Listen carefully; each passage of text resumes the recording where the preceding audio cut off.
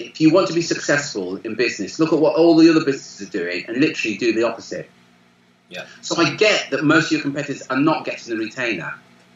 But can you see the benefit when you start getting the retainer? Because you will work less and earn more. Warning, the Renegade Recruiter is not for the soft, timid, or faint-hearted. If you need permission or seek approval from your mother, spouse, mates in the pub, or anyone else for that matter, this really isn't for you. If any of what you've heard puts you off in the slightest, I advise you not to listen any further. You've been warned. Prepare yourself for the no bullshit, zero fluff. Quick, dirty, and uncensored secrets for any serious recruitment, staffing, and search business owner who wants to earn more money with less work and fewer headaches, without having to kiss ass or bend over backwards to please anyone. He's a relentless and fearless renegade who will stop at nothing to reveal the harsh, unforgiving, and brutal truth about what it really takes to succeed in this business. He's a guy people love to hate and hate to love. It's your host, Terry Edwards. The Renegade Recruiter is unleashed.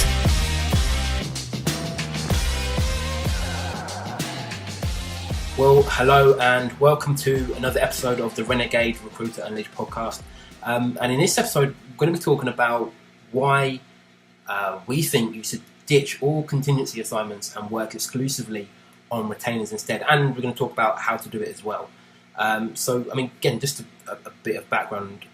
When I first started working with recruitment and search firm owners, I was working purely on the marketing side of the business, so purely lead generation. So as far as I was concerned, once the lead had been generated, my job was done. I had no sort of input on the sales or anything that goes on after the initial inquiry was made. So we're talking sort of 6-7 years ago. At that point, I didn't even know that there was, I guess, two different models for selling recruitment, or two different models for offering recruitment as a service.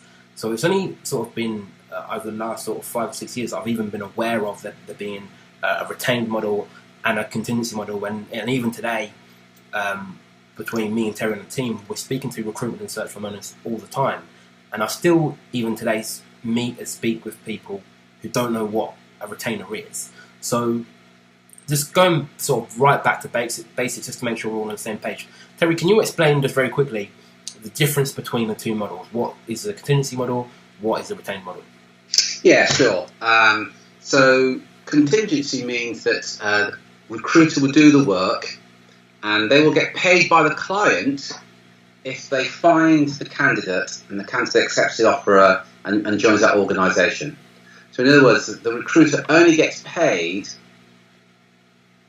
if the candidate starts. On retained, the client will pay a percentage of the fee up front before the search firm actually starts doing any work.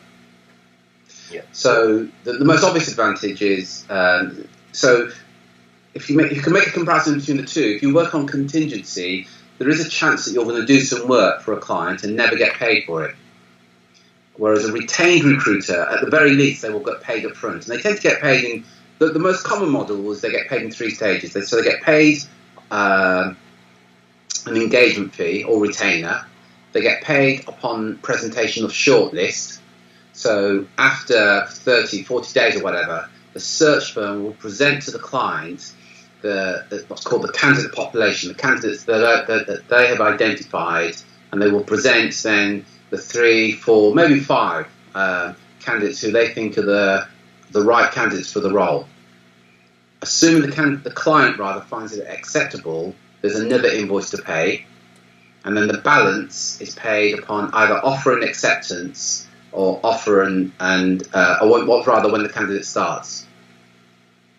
And that fee is normally split into 3 stages, often 3 equal stages. So let's say the fee is 30,000.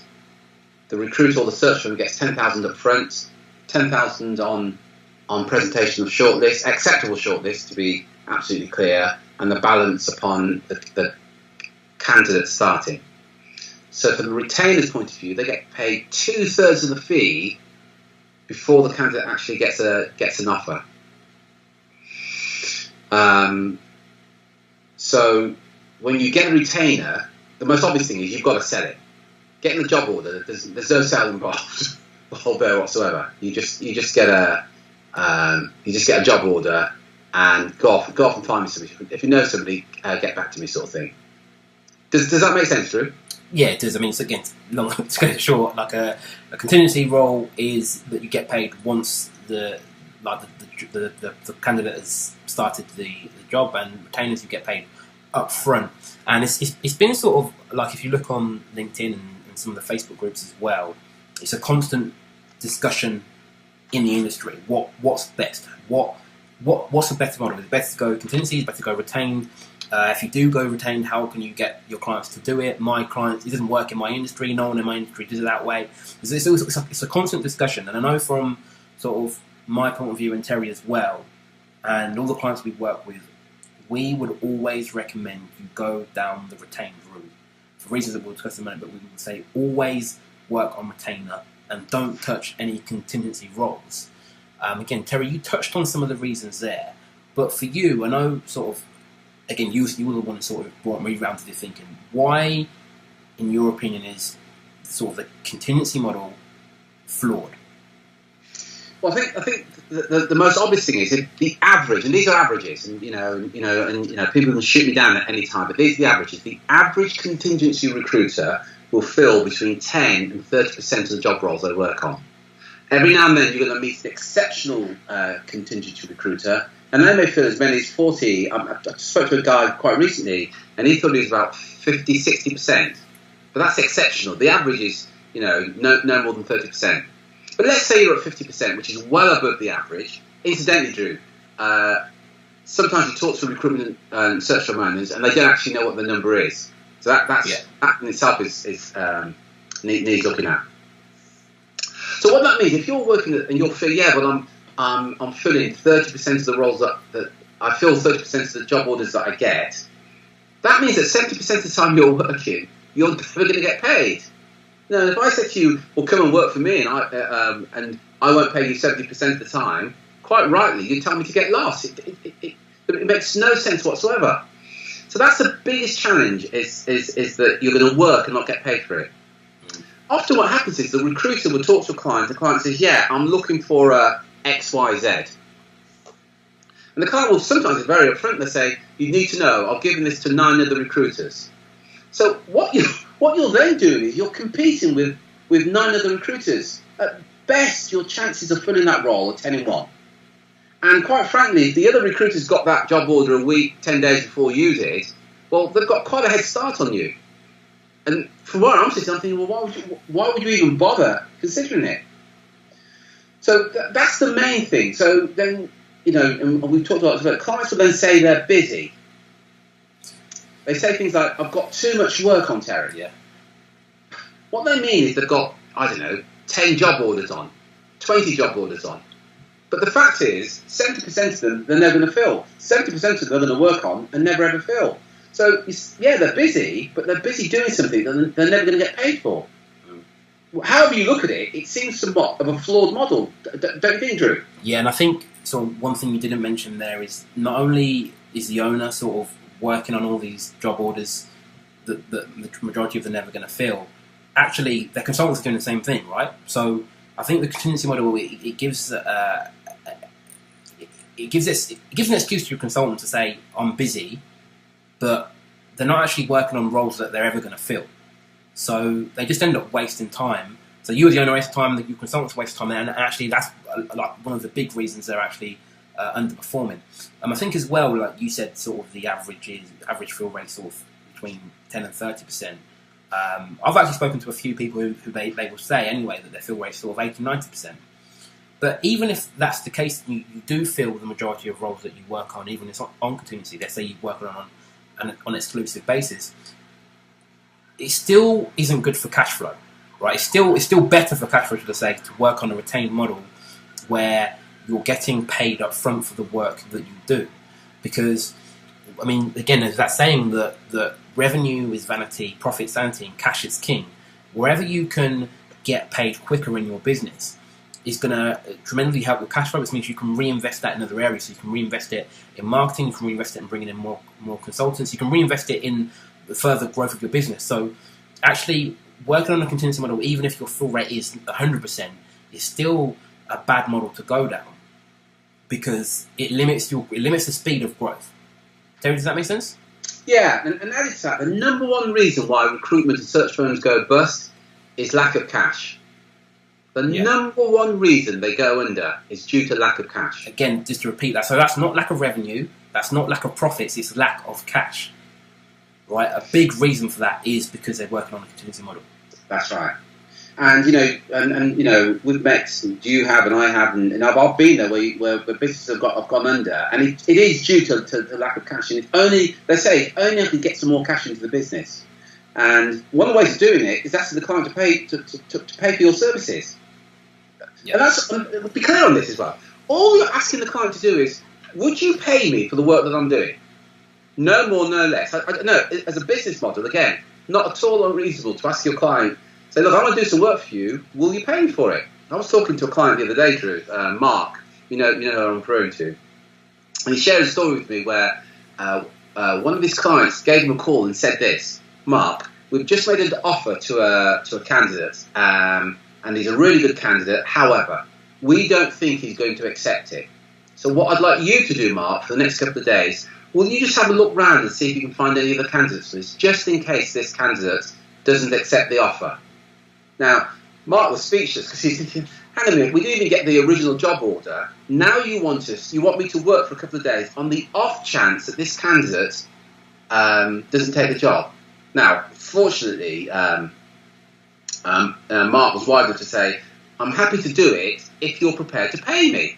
And the client said, no, I'm not going to pay you. And Mark said, well, unless you can pay me, I can't do it. And, that was the end of the conversation. But the sad thing is, Drew, there are recruiters out there who have taken that as a job order. And here's like my biggest issue with it.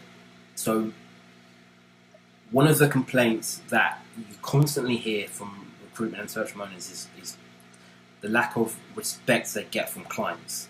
They feel like the client doesn't value what they do. They feel like the client doesn't respect what they do. They're constantly being held on fees. And I think with all business problems, actually, but especially this, like that comes from not how the client views you, but how you view yourself, right? So people will only sort of ever treat you how you let them treat you, right? So if you feel like you're being disrespected by a client or they're not committing to the process, for example, that's because of the way you're letting them treat you. And for me, working with a client on contingency, they're not a client. Unless someone has paid you for the service, they're not a client. It's a bit like sort of dating somebody and they're dating you and other people as well. You're not in a relationship with that person, unless, of course, you sort of agreed to that before. It's not a relationship. There's no commitment there. And same with contingency roles. There's no commitment from the client. All they've said is, yeah, you go and do the work. I'm going to say the same. I'm going to say this to you, but I'm not going to say it to sort of 9, 10 of your competitors as well. You go do the work. They're not actually committed to filling that role. They're not committed to the process. And when they're not committed to the process, that's when you get issues with them not returning your calls, them not giving you feedback. All the issues, anything you can think about a bad client is because you've created that situation by using the contingency model. Terry, does that make sense? Yeah. And often at this stage, clients, recruiters and search firms say, but Terry, I am on a PSL, preferred suppliers list. And what happens is the job orders come out and these companies give the job orders to half a dozen of the recruiters as well. And the problem with that is not only the fees incredibly low, but the client's quite open. Look, I've given this to six other recruiters. And they said, we've got no choice in the matter. And Drew's brought up a really good point there. You have got a choice. As I said to them, you don't have to work with that client on that PSL. Nobody's held a gun to your head and said, yeah, you have to work on those lousy terms. So it's on a PSL, you're going to compete with the 6 other search firms, and the fee is 15%. The chances of actually filling it are probably 10%. And if you are lucky, it's 15%. And oh, by the way, we're not going to pay you for 90 days. And I'll be absolutely clear about this. You do not have to work with clients like that. That's your choice. whoever you're working with right now, let's be absolutely clear about it. You've made that choice. And think about this. Some of your competitors, certainly our clients, wouldn't dream on working on those conditions because they appreciate there are other ways of getting business. And one of the ways of doing this is getting a retainer. And, again, Drew touched on this, our market doesn't pay retainers. And I always ask this question, how often do you ask for a retainer? Because in my experience, Drew, I'm yet to meet, or very rarely will a client say, here's a job order, and let me pay you a retainer as well, and volunteer to pay a retainer. You've got to ask for the retainer, and there's a way that you ask. In fact, you don't even ask. You ask a series of questions. There's a way that you can communicate that we're covering in the thing. There's a script that you can use where you ask 5 questions, where the client will want to pay you a retainer, where the client will want to buy from you more than you actually want to sell to them. Yeah. But it doesn't. I want to be clear on this, Drew. We've got to be careful, haven't we? That it hasn't got to be a retainer. An exclusive. So you get the assignment on an exclusive. So you agree with the client up front that nobody else is going to work on this assignment. The thing is, Terry, an exclusive better than just working on contingency. But for me, it's like, well, just get a retainer. Why not? The thing is, I think for me, the benefits to you as the business owner about getting a retainer are obvious, right? You can't really logically argue with anything we've said, right? You get the money up front, you get more commitment from the client. Obviously, if you get the money up front, you can work less. So rather than working on 10 job orders and filling 3 of them, you can just focus on the 3 retainers that you've got. So you're actually working less but earning the same. But I think for me, like the biggest thing is actually the benefit for the client, and the benefit the client gets when they go down the retained route. So one of the sort of core beliefs that we have as a business is that your duty as like to run an ethical business, which you should want to do, that's what you should be doing, right? There's 2 sort of core things that you need to do. You need to get maximum profit for the shareholders, so that as a business owner, that's going to be you. And you also need to get the best possible results for your clients. And those things need to happen simultaneously at the same time. So any decision that you make needs to be for the good of both those two things. That make sense, Terry? Yeah. You're listening to the Renegade Recruiter Unleashed podcast. For show notes, additional resources, and podcast updates, head over to www.therenegaderecruiter.com. So for me, like, where retainers fit into that, like, one, obviously the benefits to you are obvious, right? You're gonna get the cash in quicker, so you can reinvest it in the business. But actually, I think the biggest benefit, and the reason that I'm passionate about going down the retained route rather than working on a contingency basis, is the benefit that the client gets. And so normally when we talk about retainers, like, no one can really argue about it, but we've had one client in the past who sort of said, well, I prefer working on contingency because if we work on retained, we feel too committed to filling the role, and there's some roles we can't fill. And he's right in thinking that, but for me, you shouldn't take on jobs that you don't think you can fill, like contingency or retained. Like, you should just say no. You should turn down, if you don't think you can fill it, you should turn down the business. Secondly, I think it's important that you are committed to filling the role, because what happens is, and this happens sort of subconsciously, if you get 10 job orders, you don't give them all your equal time and attention. What happens is, naturally, and this is happening with you, happening with your consultants as well, that you give more time and attention to the ones that you think are easiest to fill or worth to you the most money. Does that make sense, Harry? Yeah. So that happens subconsciously, whether you like, and really there's nothing wrong with doing that per se, but what it means is that if you've got 10 job orders and you think, well, the 2 that are easy to fill, it means that they're getting all of your time and attention, you're leaving the other 8 to sort of rot, to sit there, and you're not giving them all the time and attention, which means that you're not giving the best possible service to those clients. So if you care about giving the best possible service to those clients, what you should have done is looked at those job orders, picked the ones that you think are easy to fill, got a retainer for those 2 or 3, and given your full time and attention on there.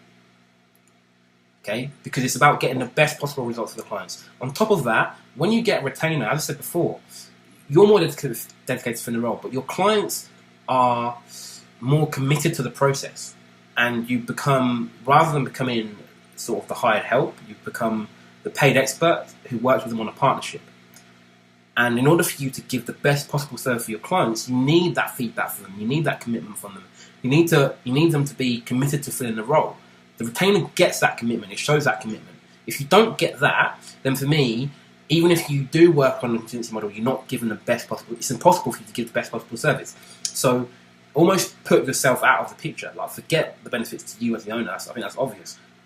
Are you committed to getting the best possible result for your clients or not? And if you are, then you need to create an environment that allows you to do that. Terry, does that make sense? Yeah. And I appreciate, if you haven't ever worked on the retainer, this is all so... It might be alien to you. You might be saying things that, my clients won't pay a retainer. And as I said earlier, you've never asked for a retainer. Another common one is, no one in my industry works on the retainer. I'd like to know how you know that. Have you spoken to every single client and they've said that nobody works on the retainer, or I can't get retainers in my sector? No. Again, let's be fair about it. You won't get a retainer every single time. Let's be perfectly clear. You won't get a retainer every single time that you ask for it. But think about it logically. Let's say that only 20% of the clients that you ask for will give you a retainer. So you ask 10 clients for a retainer and only 2 give you a retainer. Well, we talked earlier about the average fill rate for a contingency between 10 and 30%. Well, on a retainer, you always get paid up front. So what it means to you is that you will work less. You may only work on 2 jobs a month, but you're going to get paid on 2 jobs. And the average retained recruiter or search firm will fill about 90% of the roles that they work on. Let me repeat, they will fill 90% of the work of the roles that they work on. So they're working substantially less than you, but earning substantially more than you, because you're going to work on 10 jobs to fill 2. They're going to work on 2 jobs. Yeah, and getting the cash quicker as well, and, which I think is probably like the biggest thing. You get the cash up front. Yeah. And look, as I said, not everybody will give you a retainer. I always share this story. There's a guy, I won't give his first name, but he's based in Canada. He works with his auntie, and he works in retained search, and he's been in the industry for 11 months. And he wins 2 retainers a month, every single month, by using a particular method. Let me repeat. He wins 2 retainers a month, every single month. But he had no recruitment experience. He's only been in the industry 11 months. But what happened was that his auntie, who he works with, which is his mum's sister, said to him, the only way that we're going to work is on retain. So every time we talk to a client, you just get a retain. If they don't pay you a retain, then we don't do work with them. So he knows no other way, Drew. So he always works on retainer and gets 2 retainers a month, every single month. Yeah, and just to sort of take back a step there, you said that. So one of the sort of arguments we get, not just with retainers actually, with sort of any element of marketing that we talk about, is no one in my industry does that. And that may be the case, but I sort of think, well, like, how do you view your service? And I guess it's an important point. Like, do you view yourself as one of the best in the industry, or sort of a mediocre firm?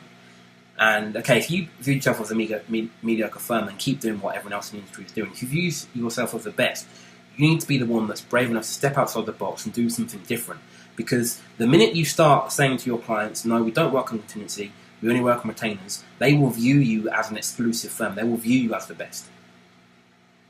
So start practicing what you preach. If you think you're the best, start acting accordingly. Start positioning yourself and running your business as if you've got the best service or one of the best services. Okay, if you think your service is sort of 5 out of 10, 6 out of 10, a mediocre service, and you don't want to improve, then don't work on retainers. Keep doing what you're doing. But if you want to be positioned as the best in the business, you actually care about getting results for your clients, then you need to. If you're not working on exclusives at the moment, you need to cut out retainers and at least make the step to work on exclusive. But if you're already working on exclusives, the goal should be to get my clients to pay on a retained basis. Yeah, it reminds me of I was talking to a guy, and we're talking this very same subject, and he said, but Terry, it's the accepted norm not to work on retainers. And I said to him, so your business is it the acceptable norm? Is that what you want to be? Because if you want to, as you rightly said there, stand above the crowd, You can't say, yeah, we're the norm. We do what everybody else does. I think it was Earl Nightingale said that if you want to be successful in business, look at what all the other businesses are doing and literally do the opposite. Yeah. So I get that most of your competitors are not getting the retainer. But can you see the benefit when you start getting the retainer? Because you will work less and earn more. Yeah, and I think as well, like, the positioning thing is such a big thing because the minute you start doing it, you just position yourself as sort of the Rolls Royce of the industry. It's just like, and when you charge accordingly, when you're positioned as a Rolls Royce, you're, as I said before, like your clients will value your service more. Automatically, you'll be able to give a better service to your clients. It's sort of like it's like the difference between, like, again, Terry, you always tell the story about. Again, correct me if I'm wrong here, like your friend who used to work for Mont Blanc pens, and they gave all the employees a Mont Blanc pen because they knew that actually if you give them an expensive pen, they look after it more, they take care of it, they value the product more. And the same thing is for you if you sort of go down a retained route. Your clients will value your service more. They will work with you in a partnership. You are able to get them better results in less time. Everyone's happy. It's win-win for everybody. Yeah. Right. So again, what I want to look at now is sort of like how to get retainers, even with clients that are used to paying you on contingency now. And Terry sort of touched on it. Like the first way is just to start asking more. Again, there's that old saying: if you don't ask, you don't get. And it's never been truer. You need to start asking for retainers. You need to ask in the right way as well. And that right way really comes down to communicating the benefits to them. What's in it for them? So we spoke about, like, the benefits to you as the owner, and we spoke about the benefits to the client, and that's what we need to be talking about, the benefits to the client. Why it's better for them to work with you on a retained basis rather than a contingency basis. And you need to be able to demonstrate that fact and communicate to them. Terry, does that make sense? Yeah, there's a saying, isn't there? You can get anybody to do anything if when you ask them to do it, you communicate the benefit of them doing it. And this is a perfect example. You know, anybody that's got children can relate to this in as much that if you've got young children, something like this. Listen, young man, until you tidy your bedroom, you're going to have no time on your computer. So you're communicating the benefit of them tidying their bedroom to get onto the computer. And it's exactly the same whether you're talking to your consultants, to a client. Tell the client that you need a retainer because you've got a cash flow problem isn't going to do it. There is of no benefit whatsoever to the client. But there's some language that you use that the top billers use where you can communicate the benefit of the client paying the retainer so that the client wants to pay the retainer. Yeah. So the client wants to buy from you.